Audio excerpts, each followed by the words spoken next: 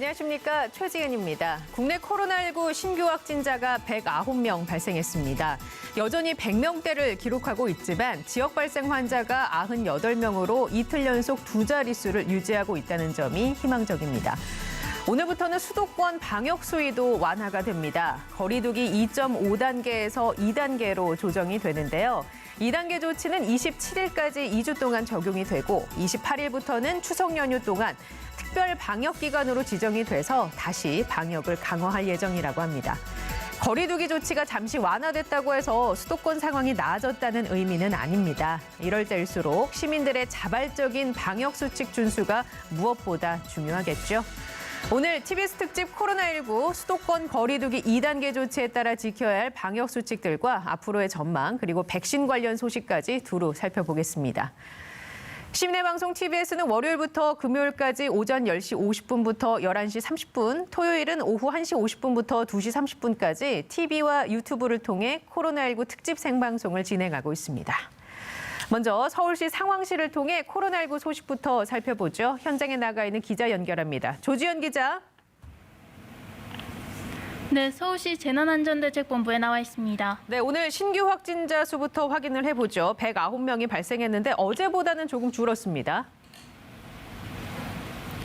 네, 급격한 확산세는 꺾였고 특히 최근 나흘간은 비교적 뚜렷한 감소세를 보이고 있습니다. 하지만 집단 감염 여파가 계속되는 가운데 산발적 감염도 이어지고 있고 조용한 전파도 위험 요인입니다. 또 확진자 수가 감소한 데는 휴일 검사 건수가 감소한 것도 일부 영향을 미친 것으로 보여 안심할 수는 없습니다. 오늘 신규 확진자 중 국내 발생은 98명, 해외 유입은 11명이며 5명이 입국 검역 과정에서 확인됐습니다. 지역 발생 사례는 어제에 이어 두 자릿수를 기록했는데요. 서울 41명, 경기 30명, 인천 10명 등 수도권에서만 81명이 나왔습니다. 지난 1월 20일 국내에서 첫 코로나19 확진자가 나온 이후 누적 확진자 수는 22,285명입니다. 위중, 중증 환자는 어제와 같은 157명이고 사망자는 좀 많이 늘었습니다. 어제 5명 추가돼 누적 사망자는 363명이 됐습니다. 네, 어제 감염 사례를 보면 한 달 전에 있었던 광복절 도심 집회 관련해서도 아직까지 확진자가 나오고 있던데 주요 사례 한번 살펴볼까요? 그렇습니다. 어제 낮 12시 기준으로 광복절 서울 도심 집회와 관련해 12명이 추가로 양성 판정을 받았습니다. 누적 확진자는 577명으로 늘었습니다. 서울 서대문구 세브란스 병원과 관련해서는 6명이 추가돼 누적 확진자는 29명입니다.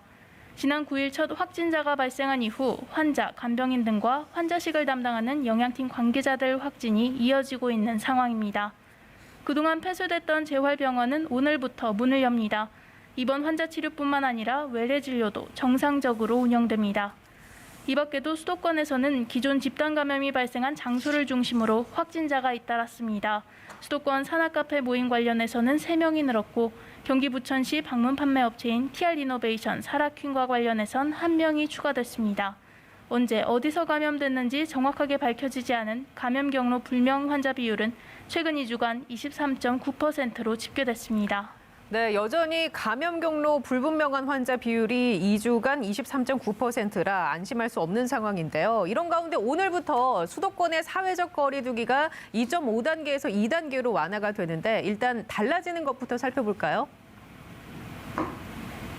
네, 음식점, 커피 전문점, 학원 등에 내려진 영업 제한이 풀리고 완화됩니다. 우선 밤 9시 이후 식당, 술집, 실내 영업 금지는 다시 전면 영업으로 바뀝니다. 테이블 간 2m 간격 유지가 의무화되고 테이블 내 칸막이 설치, 개인 그릇 제공 등도 권고됩니다. 포장과 배달만 허용됐던 프랜차이즈 카페 또한 다시 테이블에 앉아 커피를 마실 수 있게 됐습니다. 대신 한 테이블 안에서도 한 좌석씩 뛰어앉거나 테이블 간 뛰어앉기로 인원을 제한합니다. 실내 체육시설의 운영도 재개되고 특히 그동안 고위험 시설로 여겨졌던 PC방도 미성년자 출입 금지 등을 조건으로 다시 문을 열게 됐습니다. 다만 PC방 내에서 음식을 먹을 수는 없습니다. 나머지 방역상 고위험 시설로 분류된 시설은 영업이 계속 금지됩니다. 콜라텍, 단란주점, 실내 스탠딩 공연장, 실내 집단운동, 300인 이상 대형 학원 등 11개의 시설이 대상입니다. 수도권에서는 실내에서 50인 이상, 실외에서 100인 이상 집결하는 모임 행사는 오는 27일까지 금지됩니다. 박물관, 도서관, 미술관 등 정부 지자체 등이 운영하는 실내 국공립시설도 문을 닫습니다. 수도권 학교의 등교 수업 재개 여부에도 관심이 쏠리고 있는데 이 부분도 짚어주시죠. 네, 일단 오는 20일까지는 원격 수업 방침이 유지되고요. 21일 이후 등교 재개 여부는 오늘 교육감 회의 후 결정됩니다. 회의에는 유은혜 부총리 겸 교육부 장관과 전국 시도교육감이 참석합니다. 등교 수업 여부와 별개로 수도권의 300인 미만 중소형 학원과 교습소는 오늘부터 바로 집합금지 조치가 해제됐습니다. 이들 중소형 학원은 그동안 비대면 수업만 가능했는데요. 앞으로는 마스크 착용, 출입자 명부 작성, 이용자 간 거리 두기를 유지하는 등 핵심 방역 수칙을 지키면 대면 수업을 할 수 있습니다. 다만 고위험 시설인 300인 이상 수도권 대형 학원은 오는 27일까지 대면 수업이 금지되고 집합 금지 상태도 유지됩니다. 교육부는 교육청, 지방자치단체로 학원 방역 대응반을 구성하기로 했습니다. 대응반은 수도권 중소형 학원 등의 방역 상황을 집중적으로 점검합니다. 네, 조금 전에 학원 수업에 대해 말씀을 해주셨는데 감염병이 심각할 때는 휴원하도록 하는 학원법이 발의가 됐다면서요? 네, 학원의 설립, 운영과 과외교습에 관한 법률 일부 개정 법률안이 국회에 제출됐습니다. 코로나19 등 감염병 위기 경보가 심각 상태일 경우 교육부 장관과 시도교육감이 학원 교습소에 일정 기간 휴원과 휴소를 명령할 수 있도록 하는 법안입니다. 대신 휴원에 따른 손실을 보상하도록 했습니다. 휴원, 휴소 명령을 위반했을 경우 행정처분, 폐쇄, 벌칙, 과태료를 부과할 수 있도록 제재 근거도 마련했습니다. 학원법은 지난 2015년 메르스 사태를 계기로 교육부가 4년 전인 2016년에도 개정을 시도했던 법안입니다. 당시엔 통과되지 못했는데요. 교육부는 이번에는 올해 안에 학원법 개정안이 국회를 통과할 수 있도록 하겠다는 방침입니다. 교육부 계획대로라면 내년 상반기에 개정된 학원법이 시행되는데 하지만 학원 측이 사유재산권 침해 여지가 있다며 반발하고 있어 순탄하지는 않을 것으로 보입니다. 지금까지 서울시 재난안전대책본부에서 전해드렸습니다. 네, 조주현 기자 수고하셨습니다. 잠시 뒤 오전 11시부터는 중앙재난안전대책본부의 코로나19 관련 브리핑이 있을 예정입니다. 브리핑이 시작되면 저희가 현장 연결해서 코로나19 소식 바로 전달해 드리도록 하겠습니다. 그럼 이어서 국내 코로나19 상황 전문가 모시고 자세히 진단해보는 시간 갖겠습니다. 서울대우 중앙대 약학대학 교수 나오셨습니다. 안녕하세요. 예, 안녕하세요. 네, 강양구 TBS 과학전문기자와 함께합니다. 안녕하십니까? 네, 안녕하십니까? 네. 먼저 수도권 거리두기 단계가 이제 2.5단계에서 2단계로 조정이 됐습니다. 사실 신규 확진자 수가 100명대에서 좀처럼 줄지 않고 있어서 이게 지난주만 해도 저희가 거리두기 2.5단계가 더 연장될 것이 아니냐라는 예상을 하기도 했었는데 정부와 방역 당국이 이 같은 결정을 하게 된 배경이 분명히 있겠죠. 어떻게 보십니까? 네, 그렇습니다. 일단 두 가지 때문에 정부에서는 방역 단계를 2단계로 내렸다라고 생각을 하는데요. 뭐 상황이 좋아졌다라기보다는 2.5단계를 했었는데 2.5단계의 효과가 뚜렷하게 나타나지 않은 점. 그러니까 2.5단계를 계속 유지하든 유지하지 않든 대세에는 그다지 큰 지장이 없을 것이라고 판단한 측면이 한 측면이 있었던 것 같고요. 또 다른 측면은 아무래도 좀 더 큰 요인이라고 할 수 있겠는데 여론의 강력한 반발입니다. 특히 생계형 자영업자들 중심으로 해서 음식점 9시 이후에 영업이 중단되었었잖아요. 굉장히 많은 불만이 있었고 그런 불만들을 염두에 뒀을 때 계속해서 2.5단계를 유지하는 것은 사실상 불가능하다라고 판단을 내렸던 것으로 보입니다. 지금 강 기자가 지적해 주신 두 가지 이유 중에 우리 설대우 교수님께 효과가 뚜렷하게 유지되지 않았다라는 지적에 대해서는 어떻게 생각하십니까? 예, 저 충분히 동의합니다. 동의하고요. 또 다른 하나는 우리 강 기자님이 지적하지 않으신 것 중에 하나는 뭐냐면은 정부는 이미 이것은 장기전이라고 보는 것 같습니다. 확실히.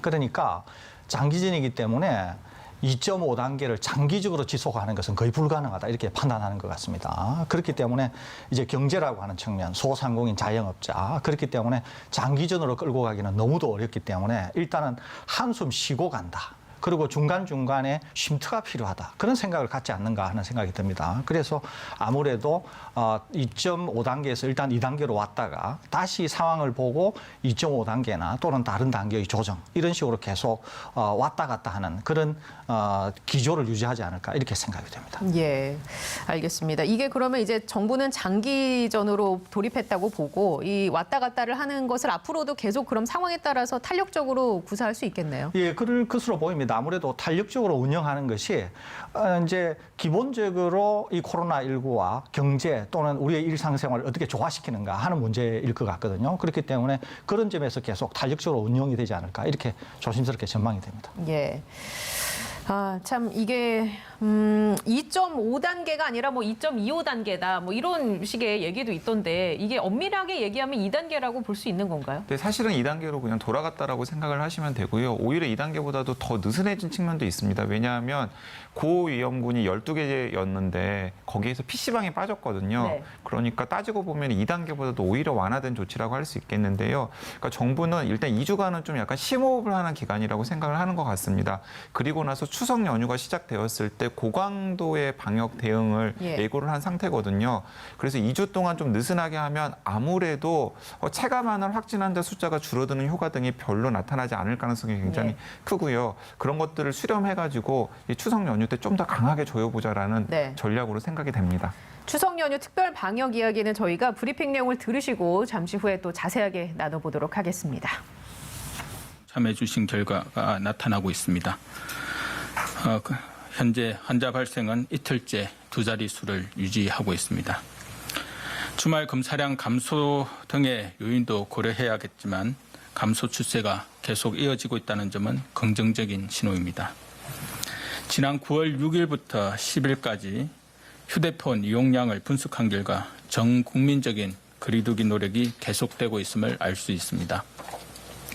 수도권의 휴대폰 이동량은 수도권 거리두기 2단계 시행하기 전 주에 이동량과 비교해서 약 15% 감소하였습니다.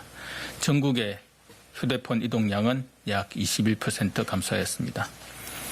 일상의 불편과 고통을 참고 정부와 함께 노력해 주시는 국민 여러분들께 진심으로 감사드립니다. 이러한 거리두기 노력이 계속된다면 앞서 말씀드린 효과가 더욱 극대화될 것입니다. 앞으로도 적극적인 노력 부탁드립니다. 정부는 수도권의 강화된 거리두기를 2단계로 조정하여 9월 27일까지 연장하되 위험 시설에 대해서는 정밀한 방역 관리를 강화하는 방안을 어제 발표한 바 있습니다. 이는 유행 상황이 호전되고 있으나 위험도는 여전하다는 점을 고려하여 방역의 효율성과 위험 요인 등을 종합적으로 판단한 결정이었습니다. 오늘 0시부터 시행된 조정된 거리두기 2단계 조치 세부 내용을 설명드리겠습니다. 먼저 수도권 지역의 음식점, 카페, 중소형 학원, 실내 체육시설 등 서민 생업시설의 운영을 허용하되 핵심 방역 수칙을 의무화하였습니다. 저녁 9시 이후 음식점 매장 내에서 음식과 음료 섭취를 할 수는 있으나 일정 규모 이상의 음식점은 출입자 명부 작성이 의무화되고 테이블 간 2m 간격 유지를 준수하여야 하며 가급적 테이블 내 칸막이를 설치해 주시기를 바랍니다. 프랜차이즈형 커피 음료 전문점, 제과 제빵점, 아이스크림 빙수점의 경우에도 매장 내에서 음식과 음료를 섭취할 수 있으나 좌석 한 칸 띄어앉기나 테이블 띄어앉기를 통해 실내의 인원을 제한하여야 합니다. 300인 미만의 학원, 독서실, 스터디 카페, 직업 훈련기관, 실내 체육시설도 다시 운영되며 마스크 착용, 거리두기 등 핵심 방역 수칙은 반드시 준수하여야 합니다. 한편 전국의 PC방은 고위험 시설에서 해제하되 미성년자 출입금지, 좌석 띄어앉기, 음식 섭취 금지 등이 의무화됩니다. 한편 치명률이 높은 고위험군이 밀집한 병원, 요양시설에 대한 방역은 더욱 강화하였습니다. 먼저 병원에 입원하는 환자에 대한 진단검사를 활성화하기 위해 거리두기 2단계 기간 동안 한시적으로 건강보험 적용을 검토하고 있습니다. 또한 수도권의 요양병원과 요양시설에 대해서는 잠복 감염을 조기에 발견하기 위해 순차적으로 표본 진단 검사를 실시하고 면회 금지 등 방역 관리 점검에도 만전을 기하겠습니다. 이외에 수도권에서 시행 중인 거리두기 2단계 조치는 계속 적용됩니다. 실내 50인, 실외 100인 이상의 집합과 모임, 행사는 금지되며 클럽과 유흥주점, 방문 판매업 등 11종의 고위험 시설에 대한 집합 금지도 유지됩니다. 실내 국공립 시설의 운영 중단이나 학교 밀집도 완화 등의 조치도 계속 유지됩니다. 사회복지시설과 어린이집에 대한 휴관, 휴원 금고 역시 유지되며 대신 긴급 돌봄 등 필수 서비스는 제공됩니다. 교회의 소모임과 식사는 계속 금지되며 비대면 예배를 원칙으로 하되 그 지속 방안은 정부와 교계가 계속 논의해 나갈 것입니다. 집단 감염이 계속 발생하고 있는 방문 판매업의 각종 소모임, 투자 설명회에 대한 점검을 강화하고 확진자가 발생하는 경우 구상권 청구도 적극적으로 시행할 계획입니다. 이번 수도권의 2단계 거리두기 조정은 9월 27일까지 2주간 적용되며 추석 연휴가 시작되는 9월 28일부터 10월 11일까지는 위험도가 높다는 점을 고려하여 전국에 대한 특별 방역기간으로 설정하고 방역 관리를 강화할 것입니다. 정부는 현 상황을 예의주시하면서 특별 방역기간 중 필요한 방역 조치를 준비하여 향후 발표하겠습니다. 또한 그간 사회적 거리두기를 시행했던 경험을 평가하여 거리두기의 단계별 기준과 조치사항도 현실에 맞게 재정비하는 작업에 착수할 예정입니다. 역학조사 등 방역체계 역량과 중환자 병상, 치명률 등 의료체계의 여력을 감안한 단계별 기준과 내용의 조정 등을 중점 검토할 예정입니다. 한편 오는 16일 수요일 2021학년도 수능 9월 모의평가가 예정되어 있습니다. 약 2,500여 개 시험장에서 약 48만여 명의 지원자가 응시하는 대규모 시험인 만큼 철저한 방역 관리가 중요합니다. 정부는 이번 시험을 시행하기 위해 학원 등이 포함된 시험장을 집합금지 예외 사유로 인정하였습니다. 경기도 소재 기숙학원에서 응시하는 학생들은 시험 당일 입소와 퇴소가 어렵다는 점을 고려하여 시험 전날 입소하여 다음 날 퇴소할 수 있도록 하는 등 안정적인 응시 기회를 제공할 계획입니다. 또한 학교와 학원 시험장 모두 철저한 방역 관리를 실시하여 안전하게 시험이 치러질 수 있도록 만전을 기하겠습니다. 방역 물품과 장비의 관리 사항에 대해 말씀드리겠습니다. 정부는 지금까지 보호복 324만 개, N95 마스크 752만 개 등 의료진의 코로나19 대응에 필요한 방역 물품을 지속 지원해 왔습니다. 현재 재고량은 보호복 583만 개, N95 마스크 1,342만 개 등으로 그간 배포한 양 이상으로 충분히 확보하고 있습니다. 수도권 확산에 따라 수도권의 물품 신청 및 배포 비율이 상대적으로 증가하고 있으나 물품 공급은 원활하게 지원되고 있습니다.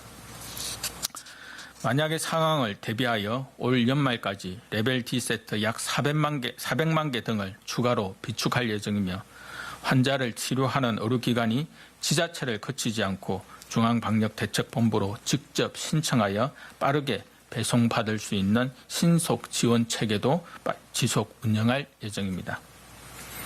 한편 그간 코로나19 환자의 음압 격리와 조기 진단을 위해 선별진료소와 감염병 전담병원 등의 이동형 음압기와 이동형 엑스레이 장비 등을 지원해 왔습니다. 또한 대규모 유행 시에 대비하여 중환자 치료 장비인 인공호흡기 300대와 에크모 58대 도입을 추진하고 있습니다. 최근 수도권 확산 이후 음압 병상을 확충한 의료기관에 이동형 음압기와 인공호흡기 등 치료 장비를 신속히 지원하고 있으며 현재 치료 중인 중환자가 100명 이상 수준을 유지하고 있으나 중환자 치료 장비에는 부족하지 않은 상황입니다. 정부는 앞으로도 각 지역의 방역 물품과 장비 현황을 지속 파악하여 환자 치료에 차질이 없도록 충분히 지원하겠습니다. 국민 여러분의 노력으로 수도권의 확산세는 조금씩 진정세로 돌아서고 있지만 감염 확산의 위험도는 여전히 존재합니다. 수도권의 거리두기 조정은 우리가 지금까지 해온 노력을 이제 그만 거둬들여야 한다는 의미가 결코 아닙니다. 다시 우리에게 새로운 과제가 주어진 것으로 이해해 주시길 부탁드립니다. 정부의 행정조치와 강제만으로는 장기간의 거리두기는 유지될 수 없으며 생활 방역을 습관화하고 일상적으로 실천하는 국민 여러분들의 노력이 필수적입니다. 지금 수도권에서는 언제 어디서나 감염될 수 있다는 점을 명심하시고 불필요한 외출과 모임은 자제해 주십시오. 또한 많은 사람이 밀집하는 장소는 피해 주시기 바랍니다. 특히 방문 판매업에서의 집단 감염 사례가 잦아지므로 고령층 분들께서는 특히 주의하시길 당부드립니다. 사회적 거리두기의 시대에 맞춰 그간 익숙한 일상의 생활 양식을 바꾸는 것은 쉽지 않은 일이라 생각합니다. 정부는 보다 효과적으로 실천할 수 있는 생활 방역의 길을 찾고 이를 국민들께 알기 쉽게 명확하게 전달할 수 있도록 계속 노력하겠습니다. 감사합니다. 네, 중앙재난안전대책본부의 코로나19 관련 브리핑 함께 들으셨습니다. 지금 제 옆에는 설대우 교수와 강양구 과학전문기자가 나와 있습니다. 자, 일단 정부에서는 2.5단계를 2단계로 완화하는 조치를 시행을 했습니다. 이에 대해서 강양구 기자가 보시기에는 좀 더 코멘트를 해주거나 평가할 게 있으실까요? 네, 그렇습니다. 아까 제가 그 정부가 판단하기에 2.5단계가 생각했던 것만큼 방역 효과가 또렷하게 나타나지 않았다라고 판단을 했다라는 게 중요한 이유라고 말씀을 드렸는데요. 이제 왜 그런지 좀 더 부연을 드리도록 하겠습니다. 2단계와 2.5단계의 가장 큰 차이는 그 9시 이후에 음식점 영업 금지한 것이랑 프랜차이즈 카페 등에서 직접 취식을 하지 못하도록 한 것, 그리고 학원 영업을 금지한 것, 이 세 가지였는데요. 네. 근데 이 세 가지가 모두가 다 뭐 학원 운영자라든가 그 음식점을 운영하는 자영업자라든가 등등에게 굉장히 심각한 피해를 주는 조치였지 않습니까? 근데 그럼에도 불구하고 조치를 취한 지 2주가 지나도록 또렷한 감소세가 나타나지 않았습니다. 그리고 또 이 사회적 거리두기 효과를 이제 보여주는 가장 중요한 지표 중에 하나가 사회적 이동량이 얼마나 줄어들었는지를 판단을 하는 것이거든요. 근데 이동량을 직접 체크할 수는 없기 때문에 뭐 휴대전화라든가 이런 것들을 통해서 간접적으로 이동량을 네. 체크를 하는데 그 사회적 이동량도 휴일 기준으로 그렇게 또렷한 감소세가 나타나지 않았고 오히려 2주 차에는 더 늘어나는 효과가 있었습니다. 이런 것들을 종합해서 봤을 때 2.5단계를 계속 유지하는 것이 방역 효과는 굉장히 크지 않은 반면에 시민들에게 주는 압박은 굉장히 큰 잘못 설계가 된 방역 조치라고 방역 당국이나 여러 전문가들이 판단을 한 것으로 보입니다. 그럼 여기서 이제 두 가지 선택지가 있는데 네. 지금 상황이 좋지 않기 때문에 오히려 방역의 단계를 올리는 선택지가 있고요. 그리고 또 아예 그냥 방역의 선택지를 낮춰서 네. 시민들에게 아까 설대우 교수님께서 말씀하신 것처럼 잠깐 쉬는 시간을 준 다음에 좀 더 준비를 하고 잘 설계를 해서 앞으로 다가오는 추석 연휴 때 바짝 조이는 방법 두 가지 선택지가 있는데 정부는 첫 번째 선택지가 아니라 이제 두 번째 선택지를 한 것으로 보입니다. 예. 그래서 이제 한 가지 걱정이 되는 것은 무엇이냐면 조금 있다가도 또 이야기를 나눌 기회가 있겠습니다만은 지금 지금 상황이 좋지 않은데도 불구하고 방역 단계를 오히려 낮춰버렸기 때문에 앞으로 1주, 2주간 하루 확진 환자 숫자라든가 혹은 중증 위중 환자들의 숫자가 더 늘어날 가능성이 크고요. 네. 그것이 현장의 의료진에게는 큰 부담으로 작용할 가능성. 이것이 좀 가장 걱정이 되는 대목 중에 하나입니다. 제가 엮어서 이 질문을 드려볼게요. 일단 올리는 선택지를 취하진 않았습니다, 교수님. 근데 만약에 이렇게 우리가 2.5단계를 실시했는데도 이동량 자체가 크게 줄지 않고 방역의 효과가 나타나지 않았다고 이제 강 기자는 보고 있는 것 같은데 우리가 만약에 이거를 좀 더 상향했을 때 그때 사람들은 이 방역 수칙을 잘 지키고 우리가 확실하게 막을 수 있는 대안으로 이게 자리 잡을 수 있을까요? 저는 좀 회의적입니다. 왜 그러냐면은 이제 길게 이 코로나19가 이제 쭉 오지 않았습니까? 오게 되면 계속 사람도 이 코로나19라고 하는 환경에 적응을 하게 되거든요. 그러니까 예를 들면 이런 겁니다. 초기에는 환자가 10여 명 나올 때 마스크 대란이 일어났습니다. 마스크가 없으면 마치 우리가 큰일 날 죽는 줄, 것처럼, 예. 큰일 나는 줄 알고 그리고 심지어는 마스크를 사려고 줄을 서다가 심장마비로 돌아가시는 분이 계실 정도로 그럴 정도로 모든 국민이 마스크를 필요로 하던 그런 시기가 있었다는 거죠. 이제 확진 환자가 하루에 100명, 400명이 나와 보십시오. 마스크를 사느라고 줄을 서는 안 쓴다는 거죠. 우리도 코로나19에 적응을 하면서 우리도 코로나19에 대해서 이제 둔감해지기 시작한다는 거죠. 그리고 코로나19는 바로 그 둔감한 틈을 비집고 다시 들어오는 것이거든요. 그러면 언제 우리가 다시 놀랄 건가? 하루에 확진 환자가 1000명 정도 나오면 상당히 놀라겠죠. 이제는 예. 1000명을 경험해 본 적이 없으니까.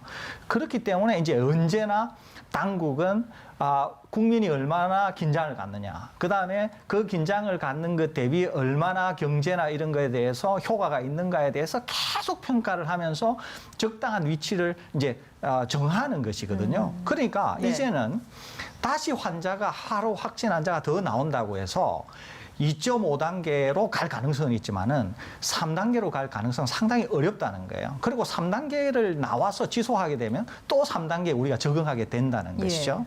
그렇기 때문에 저는 지금 당국이 하고 있는 것을 저는 원점 재검토를 해야 된다 이런 생각을 갖고 있습니다. 첫째 하나는 단계 조정에 대한 내용을 다시 설정을 해야 되고요. 첫째는.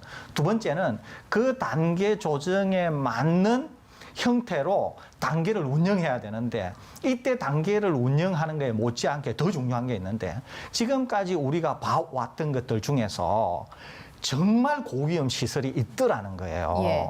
가령 예를 들면 고위험 시설에 전파가 되면 너무도 위중해지기 때문에 네. 요양원이나 요양부양원을 보호해야 하는 것처럼 예. 언제나 초발 환자가 생기면서 지역사회 감염을 촉발하는 전파와 관련한 고위험 시설이 있더라는 거예요. 예. 그 중에 하나가 12개의 고위험 시설. 이거는 계속 우리가 통제할 가능성이 많습니다.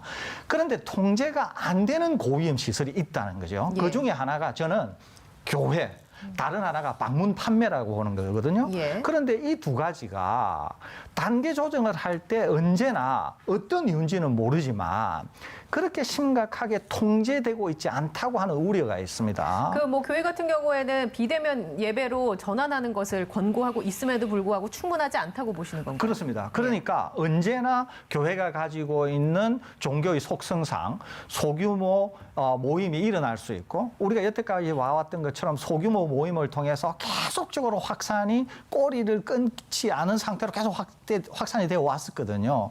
그러니까 이런 문제를 어떻게 통제할 것인가. 오히려 더 안전한 것은 교회의 공식 예배이면서 대규모 집회는 훨씬 더 안전해 보입니다.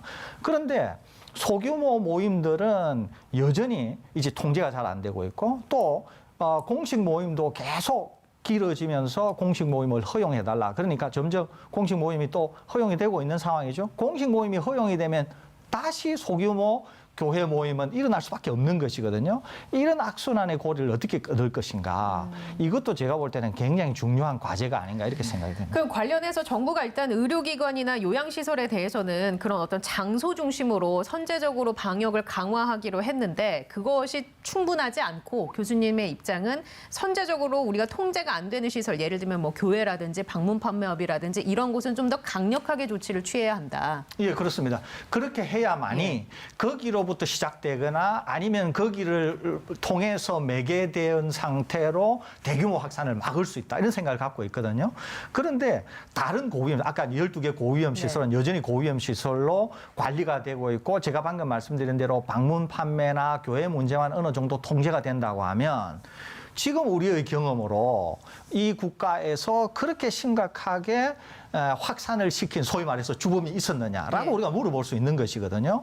그런데 오히려 이런 데 대한 통제가 심각하게 되지 않으면서 단계 조정으로 인해서 많은 그런 어떤 소상공인이나 중소업체분들이 피해를 받고 있는데 오히려 저는 아까 말씀드린 대로 원점 검토를 하면서 한번 우리가 지금까지 방역에 있었던 내용들을 한번 재점검해 볼 필요가 있지 않는가 이런 생각을 갖고 있습니다.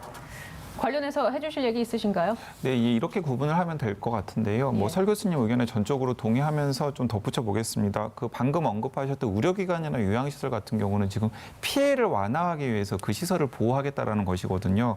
왜냐하면 의료기관이나 요양시설에서 집단 감염이 나타나면 거기에는 뭐 고위험군으로 분류가 될 수밖에 없는 중증 환자라든가 아니면 고령자 등의 감염이 되어서 곧바로 중증이나 위중 환자로 이어질 가능성이 있기 때문에 그 시설을 특별히 보호한다라는 건 당연히 맞는 얘기인데요. 지금 설 교수님께서 거기에 덧붙여가지고 강조하시는 것은 무엇이냐면은 지난 8개월간의 유행 패턴을 봤을 때 집단 대량 감염이 계속해서 반복적으로 발생하는 곳들이 있습니다. 근데 그곳들을 좀 타겟으로 지정을 해가지고 다시 거기서 집단 대량 발생이 나타나지 않도록 하는 선제적인 방역이 필요하지 않겠느냐라는 의견을 말씀하셨던 것으로 보이는데 네. 저도 동의가 되는데요.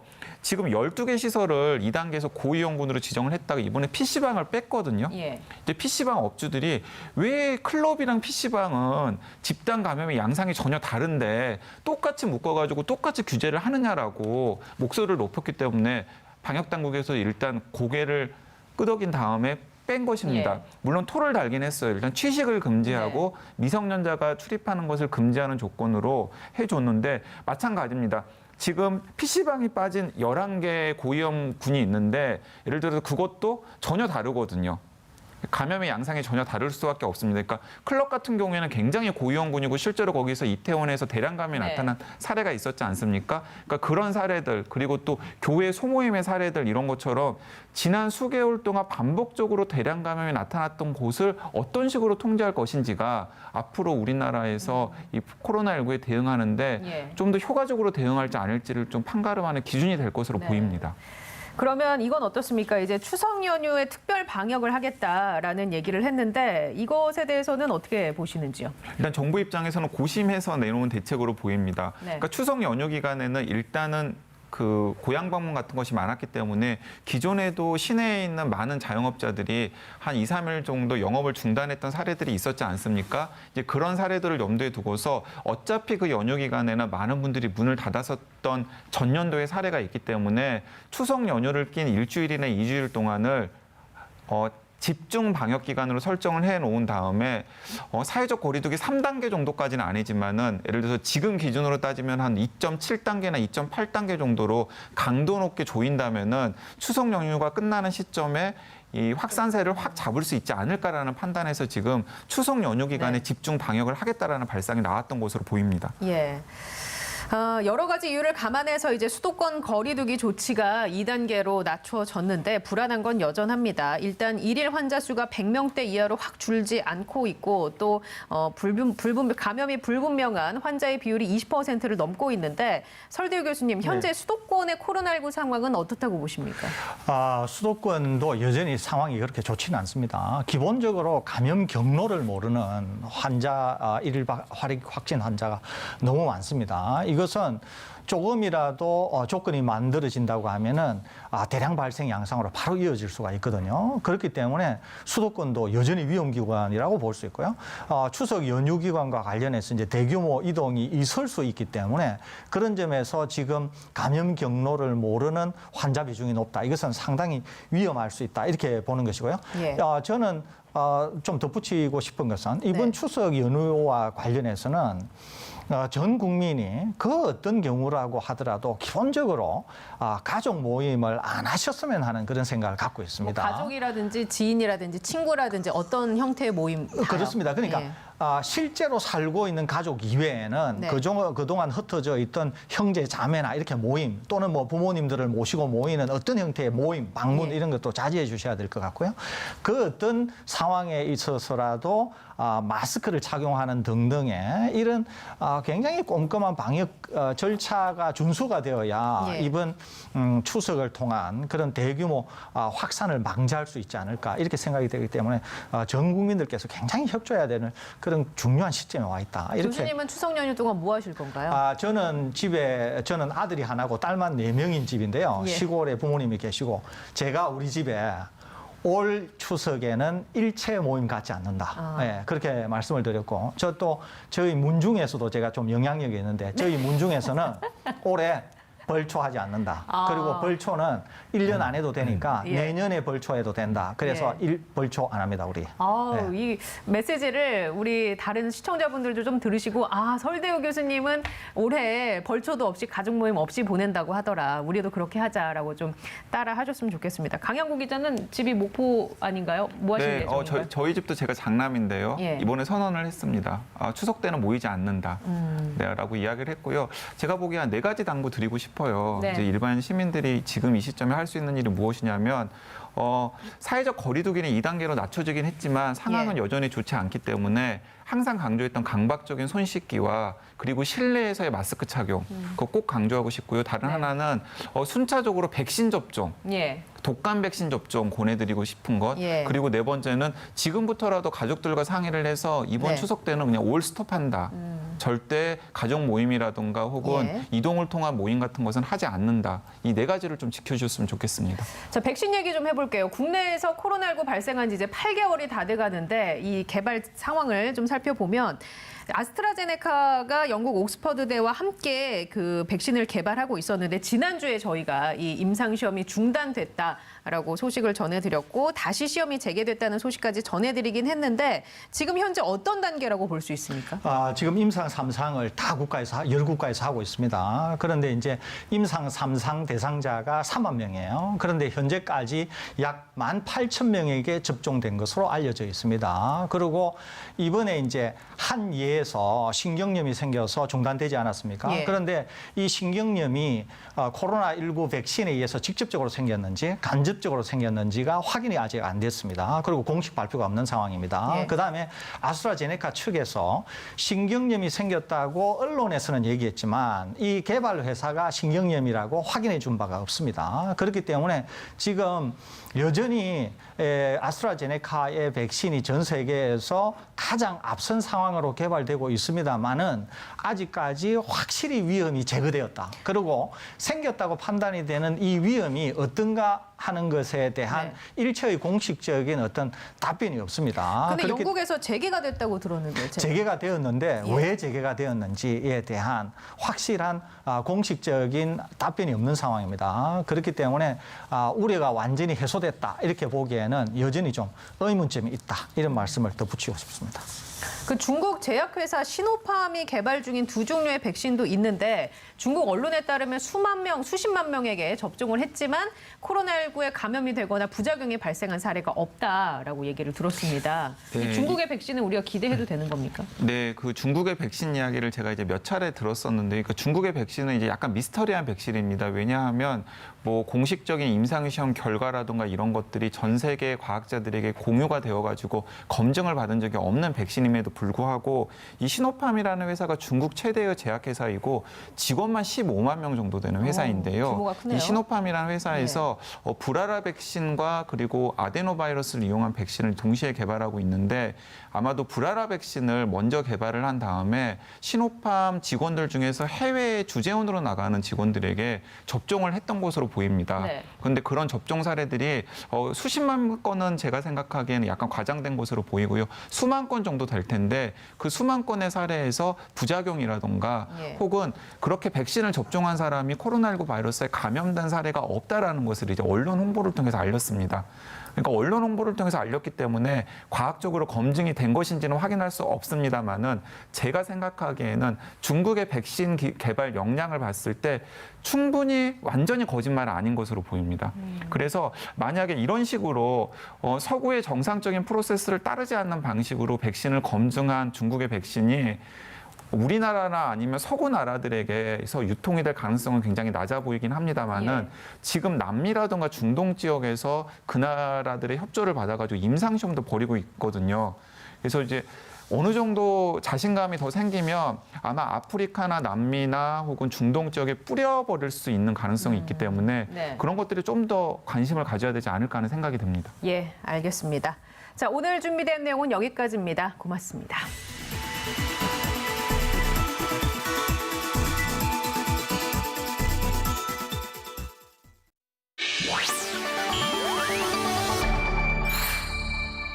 TBS